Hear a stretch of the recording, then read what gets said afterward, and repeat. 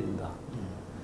박근혜 전 대통령 같은 경우는 3개월이었으니까 이거는 뭐 쟁점이 간단하니까 한 달에, 두 달에 이렇게 얘기하는 사람들 저는 그건 틀렸다고 생각합니다. 일단 내란죄라고 하는 것 자체가 굉장히 큰 사건일 뿐만 아니라 박근혜 전 대통령의 경우는 쟁점은 많았지만 하나하나의 비중은 내란죄를 비교할 수 없고 그러다 보니까 지금 내란죄는 전직 대통령임에도 불구하고 수사가 진행되고 있는 그런 상황이지 않습니까? 그리고 두 번째로는 당시 박근혜 전 대통령의 변호인단에서 법리 논쟁을 별로 안 했습니다. 박근혜 전 대통령 때 실제로 변론을 17번을 열었습니다. 이 얘기는 변론을 일주일에 2번씩 했다. 이게 정상적으로 법리 논쟁이 있으면 가능하지 않습니다. 그런데 이번에는 윤 대통령 벌써 이제 이것저것 주장하면서 끝까지 싸우겠다. 이런 상황에서 이거 더더군다나 이 내란죄 관련해서는 지금 서로 엇갈리는 부분, 물적 증거를 찾기도 쉽지 않고 결국 실제 거기 동원됐던 계엄군이나 경찰들이 어떤 지시 받았는가 이거 일일이 확인하게 될 겁니다. 저는 박근혜 전 대통령보다 오히려 더 많이 걸릴 거다. 지금 헌법재판소법 51조는 탄핵 심판 청구와 동일한 사유로 형사소송이 진행되고 있는 경우에는 재판부는 심판 절차를 정지할 수 있다고 규정하고 있습니다. 윤 대통령도 여기 해당될까요? 아직은 아닙니다. 왜냐하면 지금 수사 과정이지 형사소송은 아니지 않습니까? 그런데 이제 수사가 어느 정도 일단락되고 기소를 하면 그때는 형사소송이 시작이 되고 그때는 가능하겠죠. 다만 설령 그렇게 되더라도 헌법재판소가 이 형사소송이 진행되고 있으니까 심판 절차를 정지할 가능성은 높지 않다고 봅니다. 그러니까 이제 헌법재판소 스스로 할지 말지를 결정하는 건데 아마 내란죄 관련해가지고서 법원의 소송이 끝나기를 기다리다 보면 윤 대통령의 임기가 끝날 겁니다. 그러면 헌법재판소가 아마 그 비난을 감당을 못할 겁니다.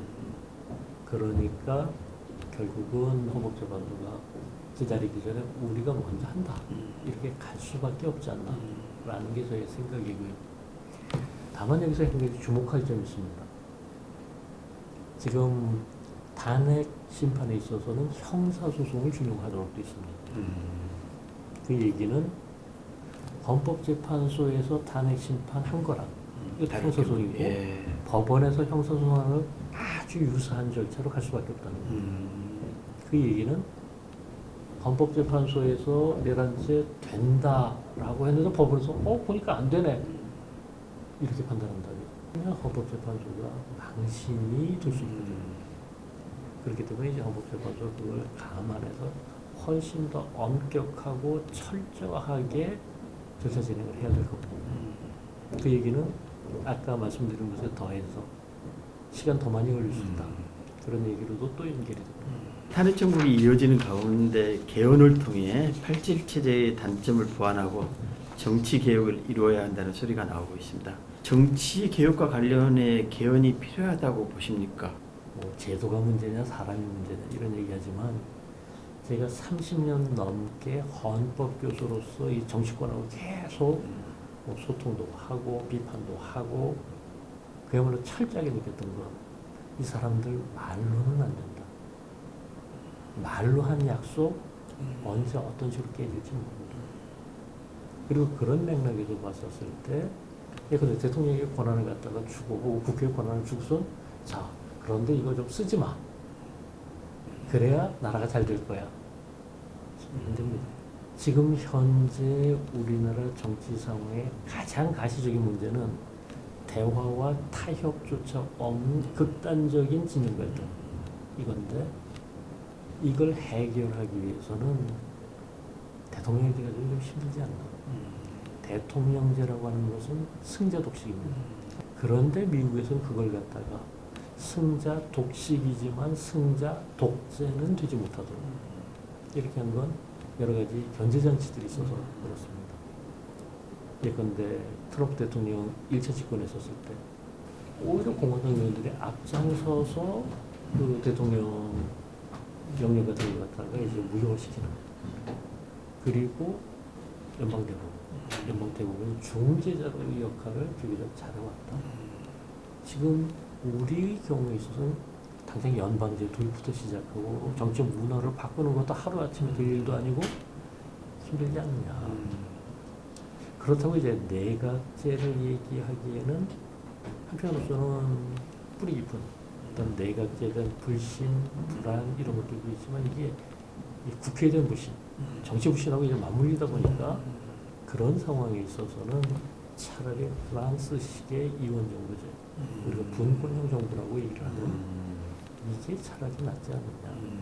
그래서 이제 어떤 국정의 계속성과 안정성이 필요한 부분은 대통령이 맡고, 그리고 국회하고 계속 찌그럭찌그럭 하면서 그때 이 상황 변화에 따라 가지고서 정책을 바꿀 부분은 총리가 맡고, 총리가 필요에 따라서는 국회 예산도 하고, 국회는 뭐 내각 불신임도 하고, 이런 시스템이 지금 우리나라로서 그나마 가장 잘 맞는 그런 시스템이 아닌가 하는 게 제 개인적인 생각이고, 또 한 가지 덧붙여서 말씀드리면, 말하자면 그동안에서 삼권 분립만 얘기를 했습니다. 이게 이제 분권의 다층 구조라고 이제 저는 얘기를 하는데, 입법, 집행, 사법, 3권을 나눠놨으니까 된다라고 하는데 보니까 입법이 독재화되는 것도 문제고 제왕적 대통령도 문제고, 사법은 이미 분권화가 돼서 내부적으로 법원과 헌법재판소가 나눠지고 있습니다.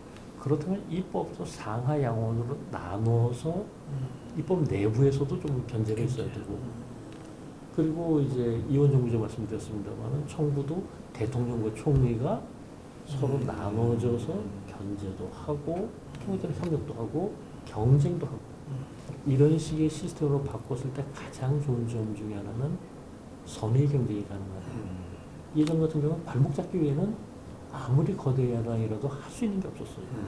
대통령과 총리가 투탑 시스템이 되면 발목을 안 잡고 누가 더 잘하나 이걸 경쟁할 수 있는, 그게 현재 우리나라에 필요한 시스템이 아닌가 싶습니다.